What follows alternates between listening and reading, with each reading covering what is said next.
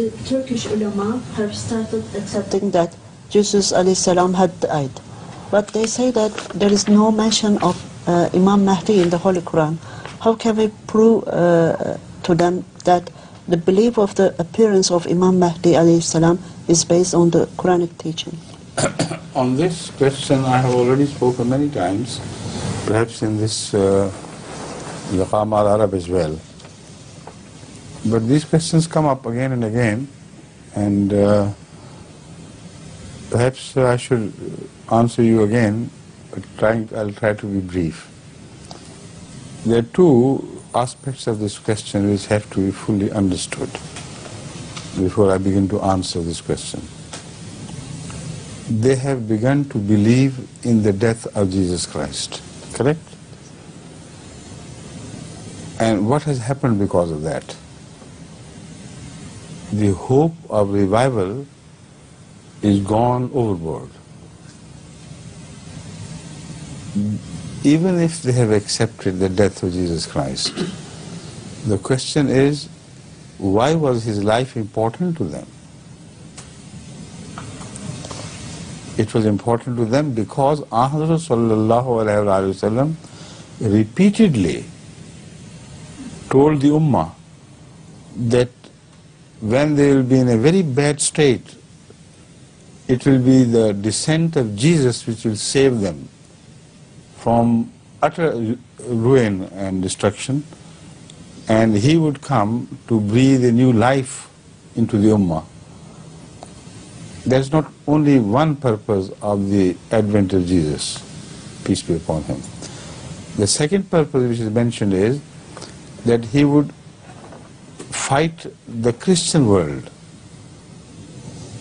and break the cross, and he will fight the Jal, the Antichrist, right? So if Jesus is no more to come, who will do all these things for the world of Islam? Or will Islam not need them anymore? Where lies the hope of their survival if you do away with Jesus? So it's not so easy to do away with Jesus.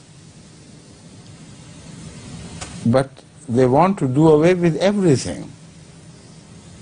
That is the second aspect of this question. It's all right, one worry less. We have got rid of one possible Imam from God.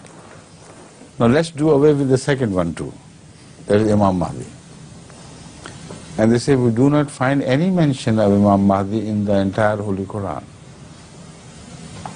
I don't know how they read the Quran. The Quran does mention the prophets of Allah as Imam Mahdi in plural. Read the list, I'll show you where. In Surah Anbiya, for instance, there is that verse, and it's also repeated elsewhere, in which the Holy Quran speaks of the earlier prophets. And at the end of that list, you read, كَذَلِكَ جَعَلْنَاهُمْ أُمَّةً أَئِمَّةً وَكَذَلِكَ جَعَلْنَاهُمْ أَئِمَّةً يَهْدُونَ بِأَمْرِنَا. There are the two verses which I'm going to read out. وَجَعَلْنَاهُمْ. You see, before that, قُلْنَا يَا نَارُ كُونِي بَرْدًا وَسَلَامًا عَلَى إِبْرَاهِيمَ. This is the list of prophets which are being mentioned. وَأَرَادُوا بِهِ كَيْدًا فَجَعَلْنَاهُمُ الْأَخْسَرِينَ وَنَجَّيْنَاهُ وَلُوطًا إِلَى الْأَرْضِ الَّتِي بَارَكْنَا فِيهَا لِلْعَالَمِينَ وَوَهَبْنَا لَهُ إِسْحَاقَ وَيَعْقُوبَ نَافِلَةً وَكُلًّا جَعَلْنَا صَالِحِينَ. Who are these? Prophets of God or something else? Prophets of God. And who were they? وَجَعَلْنَاهُمْ أَئِمَّةً يَهْدُونَ بِأَمْرِنَا وَأَوْحَيْنَا إِلَيْهِمْ فِعْلَ الْخَيْرَاتِ وَإِقَامَ الصَّلَاةِ وَإِيتَاءَ الزَّكَاةِ وَكَانُوا لَنَا عَابِدِينَ. What is Aimma? What is the singular of Aimma? Imam. And anyone who is guided by somebody else, what is he called? Mahdi. So they are asking for one Mahdi. I'm showing them all the Mahdis who ever appeared before in the history of mankind. All the prophets of Allah are defined by the Quran as A'immatan Yahduna bi Amrina. Each one of them is an Imam who is being guided by Allah. So the singular of that is Al-Imam Al-Mahdi. So I don't know how they read the Quran. Which Quran do they read? They can't see these things. وَأَوْحَيْنَا إِلَيْهِمْ فِي الْخَيْرَاتِ. Now here the Holy Quran does not say that they brought each of them a new Sharia. This is the most beautiful expression of the Quran. You know, you can't defeat Quran.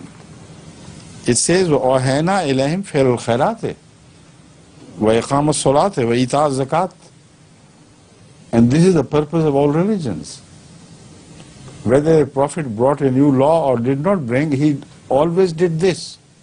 He received wahi from God, and under the command of that wahi, he told people to do good deeds. As simple as that.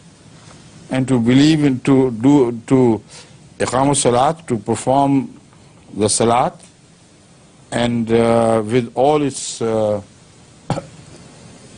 the best requirements. Iqam salat means not just performing salat ordinarily, but to do it with the best of the requirements which are related to the Quran, to the performance of salat.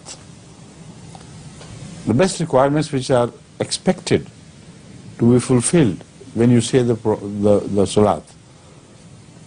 If you fulfill them, then you are yuqimuna salat, otherwise not. Wa itai zakat, and to give alms in the way of Allah. Wa kanu lana abidin, and they worshipped us alone, none else. So this is Imam Mahdi. And not only here, but the Imam Mahdi is mentioned elsewhere. If this is Imam Mahdi, means a prophet who speaks from wahi, from what he is spoken to by God, the one who does not guide mankind by himself, but as he is guided, he guides others. This is the definition of a prophet. So where in the Quran is the mention of any prophet to come? That is what they should ask. That prophet has to be an Imam Mahdi, or he is not a prophet. So it is mentioned in so many places. I'll refer to, first of all, the verse from Surah Al-Jumu'ah. According to Surah Al-Jumu'ah, يُسَبِّحُ لِلَّهِ مَا فِي السَّمَاوَاتِ وَمَا فِي الْأَرْضِ الْمَلِكِ الْقُدُّوسِ الْعَزِيزِ الْحَكِيمِ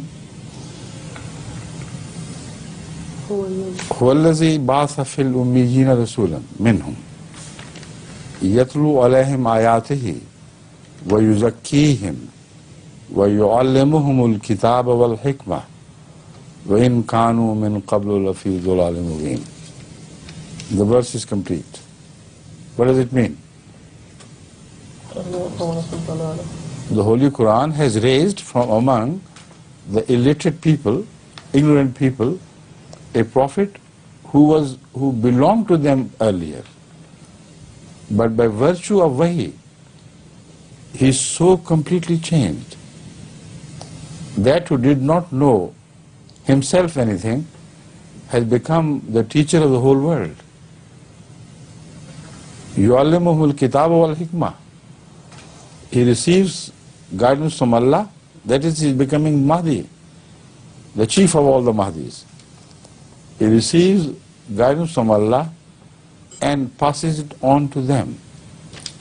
يَتْلُو عَلَيْهِمْ آيَاتِهِ وَيُزَكِّيهِمْ, and purifies them. وَيُعَلِّمُهُ الْكِتَابَ, teaches them the book, wal hikmah, and the philosophy of the book as well, what lies underneath. وَإِن إِن كَانُوا مِن قَبْلُ لَفِي ضَلَالٍ مُبِينٍ. Before his advent, they were in manifest transgression or ignorance. The whole message is completed. There doesn't seem to be anything left. But there is something to follow. وَآخَرِينَ مِنْهُمْ لَمَّا يَلْحَقُوا بِهِمْ. Who are those آخرین؟ لَمَّا يَلْحَقُوا بِهِمْ. Who have not met these people, Hazrat Muhammad Sallallahu Alaihi Wasallam's followers and his companions. But lamma means not as yet, but a day would come when they would also be counted among those who, as if they have met Hazrat Muhammad Sallallahu Alaihi Wasallam. What is the meaning of akhirin? Which is the fail or verb which commands this word akhirin? Ba'atha.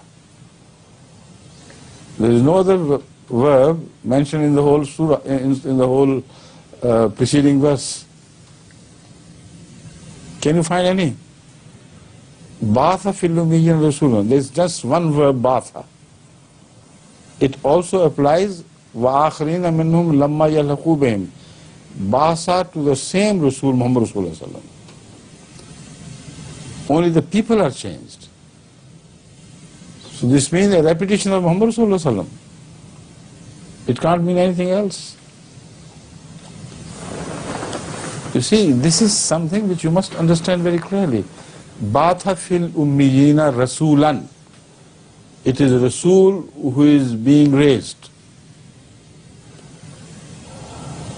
So, wa akharina minhum, what about them? The same Rasul will be raised among them as well. Wa akharina minhum. Atafa is was fil ummiyyin rasulan. Here is the ataf. Ba'atha fil ummiyyin rasulan wa fil akhirina rasulan. Akhirina rasulan. Clear? From the Arabic, it cannot be translated in any other way, except that the expression Ba'atha fil ummiyina rasulan is repeated in relation to akhirin. That is, wa ba'atha fil akhirina rasulan.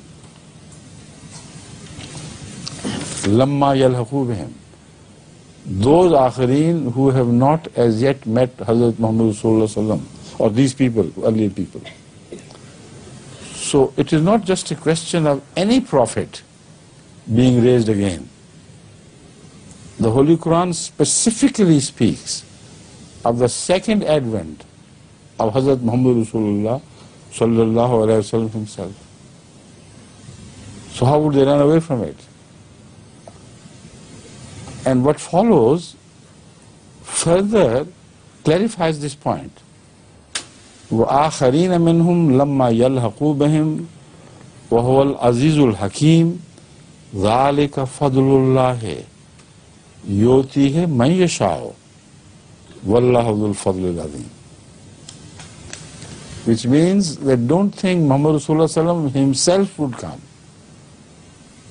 Somebody would come whose coming would be considered as if it was Muhammad Rasulullah who came, because he will deliver the same message and he would lose his own identity to the identity of Hazrat Muhammad Rasulullah Sallallahu Alaihi Wasallam. That means he would be a perfect slave. He would not bring anything from himself. All that the Quran said, he would say. All that Hazrat Muhammad Sallallahu Alaihi Wasallam did, he will do and say. So, this is why it is said, وَآخَرِينَ مِنْهُمْ لَمَّا يَلْحَقُوا بِهِمْ وَهُوَ الْعَزِيزُ الْحَكِيمُ ذَلِكَ فَضْلُ اللَّهِ يُؤْتِيهِ مَن يَشَاءُ. Which means in future, Allah would give this fazl to whomsoever He pleases. Right? ذَلِكَ فَضْلُ اللَّهِ يُؤْتِيهِ مَن يَشَاءُ وَاللَّهُ ذُو الْفَضْلِ الْعَظِيمِ. Are we here? But All right. Huh? Different. Now the question is, who is this who is mentioned as Ba'asa fil Akhirin? Nobody else is mentioned as Ba'asa except Rasulullah sallam. It has to be he who would be raised among the Akhirin, but not in person. Otherwise, the Holy Quran shouldn't have said, ذَلِكَ فَضْلُ اللَّهِ يُؤْتِيهِ مَن يَشَاءُ. The Muhammad sallallahu alaihi wasallam was known. So this is the question, whether our interpretation is right or wrong. If wrong, what other interpretation can be offered by anyone? None can be. The verse is very clear. These verses are very clear. But now I turn to Bukhari by way of explanation of this Quranic verse. Not to call people who do not believe in Hadith as such, who demand a proof from the Quran. From the Quran I have offered the proof. But to satisfy them further, I quote a Hadith from Bukhari to prove that this interpretation is right. According to Bukhari, this verse was revealed to Ahmad sallallahu alaihi wasallam while he was sitting in company. The people sitting around him were his Sahaba, who were Arabs, except for one person who was a non-Arab. His name was Salman Farsi. Understand this point? All were Arabis except one who was Ajami. Correct? So when Rasulullah sallallahu alaihi wasallam recited this verse, one of his companions requested, who would be those, Ya Rasulullah, who are mentioned in this verse? Evidently, the questioner thought Muhammad Rasulullah himself would come, which is so clear. So let's find out who would be those blessed people among whom Muhammad Rasulullah will be raised again. Ahmad sallallahu alaihi wasallam did not answer it. The first time the question was asked, it was repeated, he still did not answer. And the third time it was repeated, he turned to Hazrat Salman Farsi, put his hand on his shoulder and said, Law kana al-imanu inda thurayya lanalahu rajulun min haulai. Or according to one report, lanalahu rijalun min haulai. You understand? This verse speaks of the re-advent of Hazrat Muhammad Rasulullah sallallahu alaihi wasallam. The questioner asks him, who will be those among whom you would be raised? And the answer is a different answer. It is an answer to a question which should have been asked. The question which should have been asked is, as I am going to explain.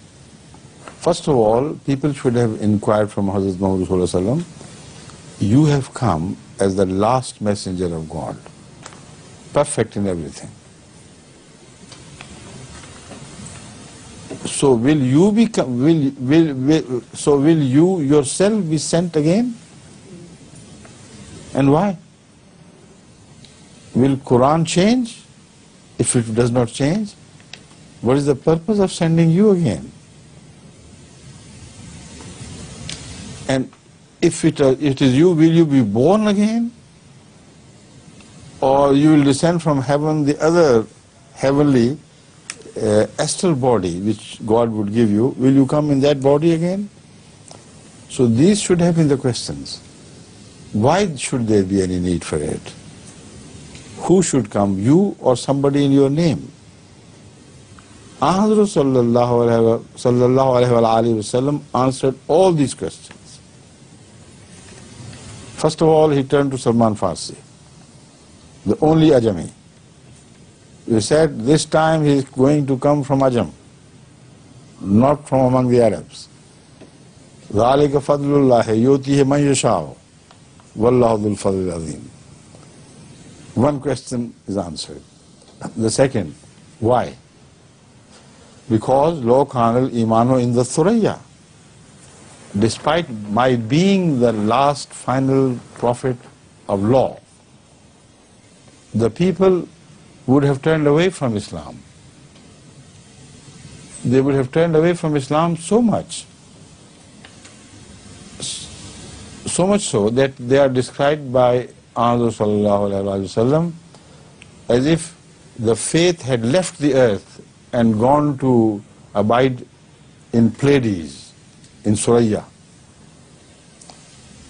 That means the whole world of Islam would be emptied of faith. Can you believe such a thing to have happened?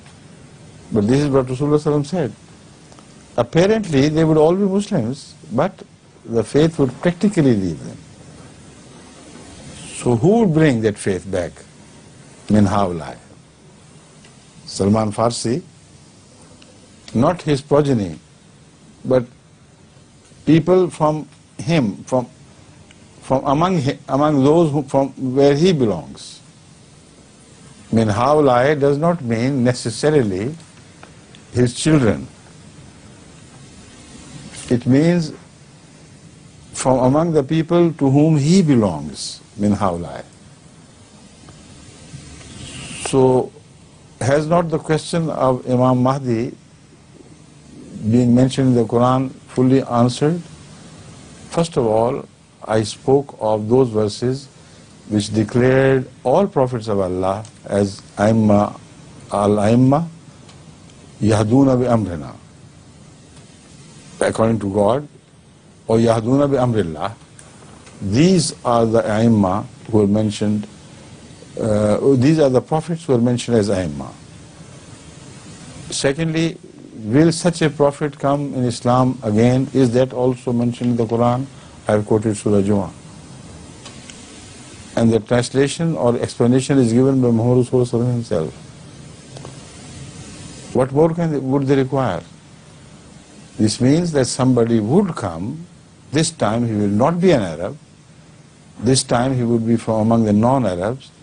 He would come not to bring a new law, but to revive the faith in Islam, a true faith, which would have abandoned the people of that time. Correct? There are so many other verses of which we may speak later. Translation, please. Okay.